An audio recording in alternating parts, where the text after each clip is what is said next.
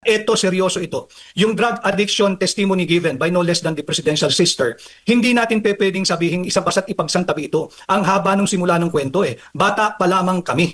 Eh wala tayo pare-pareho ron. Sila yun eh. Nakita nila yung kanilang paglaki through the years. At ito ay naging testimonya mismo ng atin ng Pangulo. Hindi natin pwedeng isantabi ito. Kaya alam mo, so if you really would want to put an end to it, sumailalim ka na doon sa hinihingi ng mamamayang Pilipino. Na yung drug addiction is not just a criminal offense, but a mental health issue, a brain disorder, neurological, because it involves a functional changes in the brain circuits involved in reward, in stress, and self-temperament. So kinakailangan ito seryosohin ng mamamayang Pilipino.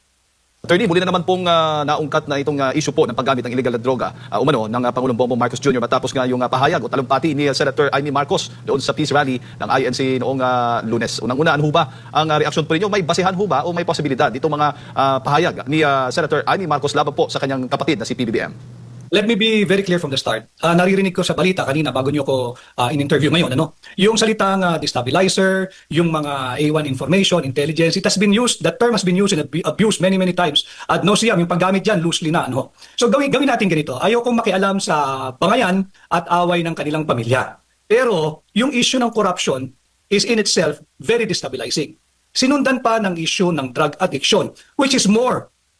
It will cause more destabilization in the way governance is being handled by the present administration. Kaya hindi pwedeng isantabi yung issue pareho ng corruption at drug addiction na mismo yung presidential sister ang hindi ko alam kung paano natin tamang i-describe ito eh. Is it an allegation? Is it an accusation? Or is it a testimonial given before millions of Filipinos there in Luneta the other day? So, babalik tayo doon sa sinisigaw ng maraming Pilipino. Hindi ng kritiko ng mga Pilipino. Paano ba namang sumailalim sa isang open, fair, transparent, and credible hair follicle drug test? Bakit?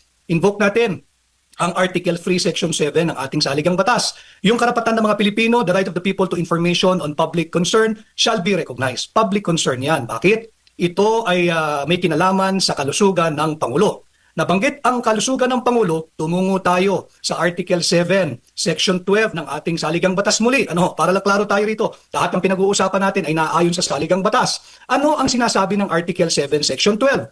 When in case of serious illness of the President, the public shall be informed of his state of health. Now, para malaman natin kung gaano kaseryoso o ano ba yung lagay ng kalusugan ng Pangulo dahil sa, ulitin ko, aligasyon, akusasyon o testimonya ng kanyang sariling kapatid, kinakailangan tugunin ang panawagan ng mamamayang Pilipino na sumailalim sa isang open, fair, transparent, and credible hair follicle drug test.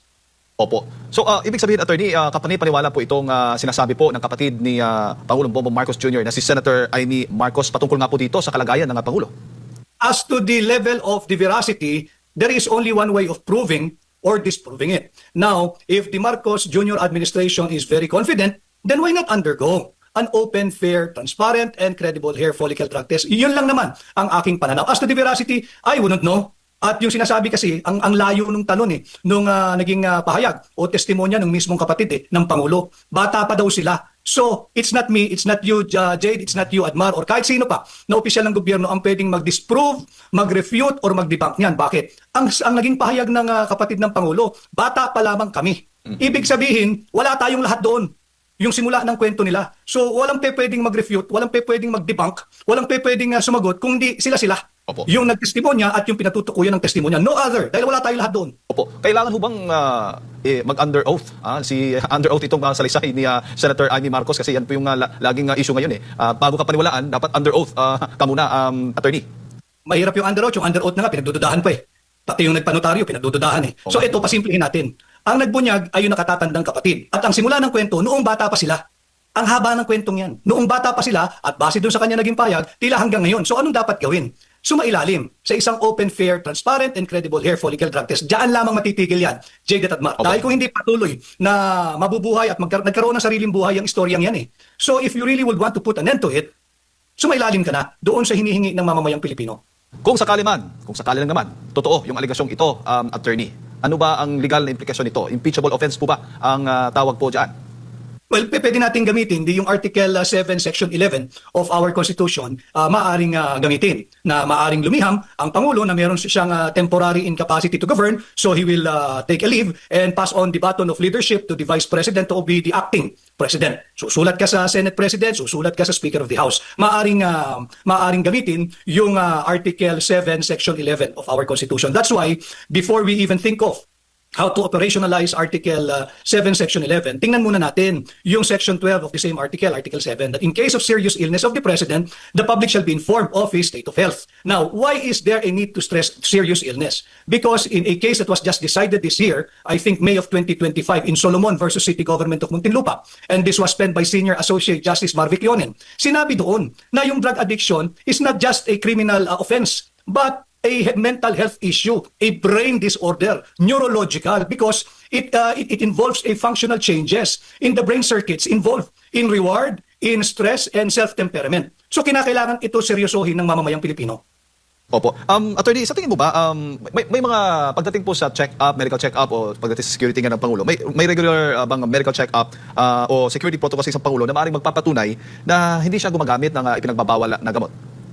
I think so. Lahat naman tayo. Meron naman tayong, if our budget, especially tayong nasa private sector, kung kakayanin ng budget, sinisikap natin, hindi ba? At the very least, magpatingin tayo ng CBC, yung complete blood workout. O ngayon, kung kakaya naman, ay mag-ano tayo, yung executive check-up, kung may konting sobrang ipon, hindi ba? So, ganun din ang Pangulo. Sapagkat pag Pangulo ka, hindi na lang sarili mo ang nakasalalay dito. Ikaw ang leader ng bansa. So, dapat masiguro ng sambayanan na malusog ang iyong physical, mental, at emotional well-being. Para naman sa ganun, madala mo sa tamang direksyon ng ating bansa.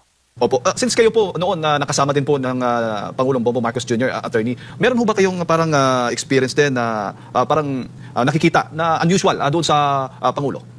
As I've said this many times, wala akong nakita na gumagamit ng ipinagbabawal na gamot. Wala. Kanya nga sinasabi ko para matuldukan yan. Ito, seryoso ito. Yung drug addiction testimony given by no less than the presidential sister, hindi natin pwedeng sabihin isa basta't ipagsantabi ito. Ang haba nung simula ng kwento Bata pa lamang kami.